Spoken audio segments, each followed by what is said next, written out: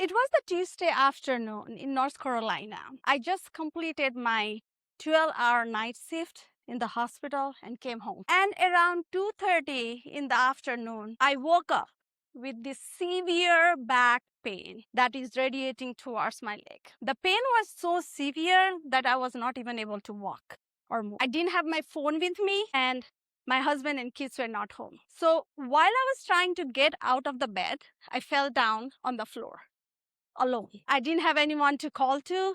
I didn't had anyone to ask for help. And at that moment, I was not a physician. I was someone who was trying to figure out how did this all happen. Now let me pause you right there. That fall was not an accident. It was created by me. Not in a big moment, but small, tiny one. And I suspect many of you might already know what I'm talking about. And here is the data. 41.9% of the physicians suffer from one of the burnout symptoms in recent data of AMA. That's a huge number. Every second person here in the room who is a physician has a burnout symptoms. So it is not just a busy physician problem. It is a workforce crisis, it's a family crisis, it's a personal crisis. Because when burnout happens, it just doesn't affect the energy level. It affects joy, excitement, fulfillment, and you stop recognizing yourself. So before I go back to what happened in the floor, let me tell you something. Because the months after what I learned after that fall is the reason why I'm here today.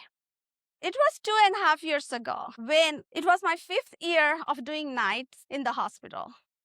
And at that time, my husband, he decided to open his private practice. I thought to myself, he won't be making any money for next 1 or 2 years. So let me take that whole responsibility, financial responsibility on me. So I started doing extra shifts. Then I thought, oh, he's stretched. He's so busy. Let me take all the family responsibility. So what I did, I took all the meals, laundry, childcare, appointments, everything. And at that moment, this is what I felt. Like a superwoman. Good wife, good mom, good physician, all of that. But my body started showing the signs that I could not ignore. Because as a physician, we already know the stress doesn't live in your brain or mind. It does inflammation, anxiety, stress, sleep disorder, relationship problem, all of that. And it doesn't distinguish between work stress, home stress. All the stress are one for the body. So, and I was carrying 88 of them. When I put the list up, this is what I found. 23% of the things that I was doing was essential that could only be done by me. And almost 50% of that could be done by anyone else. It doesn't have to be me. And then 25, it doesn't need to even exist in the list. So once I found that number, this is what I did. I create a framework. Do, delete, delegate, design. Do all the things that you have to do that other people can do. Your family time, your patient care time, all the things. And your self-care, don't forget that. I put that in your list, in my list, and put that away. Then comes delete. I looked at my list that does not have to exist. And those were extra shifts that I was doing, extra committees that I was handling in the hospital, extra meeting that I was going, and all the family gathered. Once I deleted that, do you know what happened? Nothing changed. Meeting was still happening, committees were still there. That family gathering also was still happening. It was just not in my house all the time. Next is delegate. It was a big portion. It was almost 50% in my list. So when I looked at my list and I looked at all the things there, what are the things that has to be done but doesn't have to be done by me? And those lists were huge. Laundry, cleaning, school drop-off, prior authorization, patient message, all of them. So I started delegating those things gradually. Some of you might think, oh yeah, that might cost a lot of money.